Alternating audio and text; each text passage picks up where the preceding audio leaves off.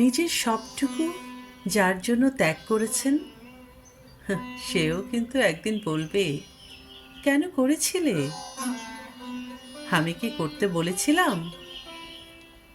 সমস্ত সমস্যায় তার পাশে থাকার পরেও আমাকে একদিন শুনতে হবে, আমার সমস্যা আমি মিটিয়ে নিতে পারতাম, তুমি না থাকলেও চলতো। তার সমস্ত হারিয়ে যাওয়া সম্পর্ককে চেষ্টা করে তার কাছে ফিরিয়ে দেওয়ার পরেও আচমকা সে বলবে, আপনি নাকি তাকে একা করে দিতে চান। একটা দিন নিজের মতো করে চাইলেও ব্যস্ততার অজুহাত এসে দাঁড়ায় প্রাচীরের মতো।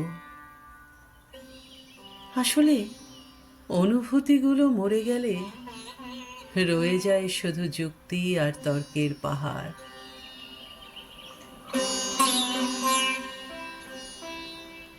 তখন কথার পিঠে কথা বসে, কে ভুল কে ঠিক তার লড়াই চলে।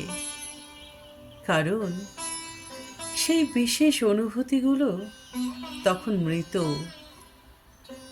তাই যার জন্য সব ছাড়ছেন, সেও একদিন বলবে স্বার্থপর।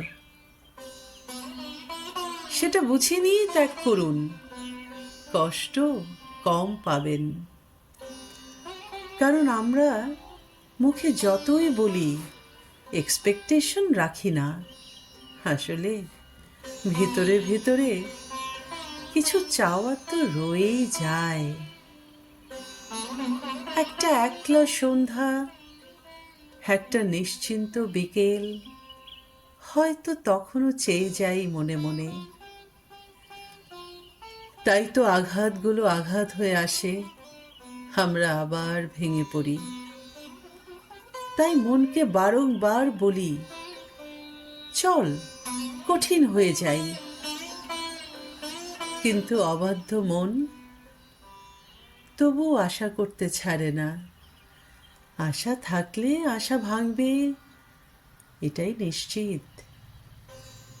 জীবনটা ঠিক পাহাড়ের বাঁকের মতো, অসম্ভব রহস্যময়। আজ যেটাকে নির্ভেজাল ভালোবাসা বলে মনে হয়, কাল সেটাকে মনে হয় শুধুই বোঝাপড়া, একেবারে বোঝাপড়া, শুধুই বোঝাপড়া।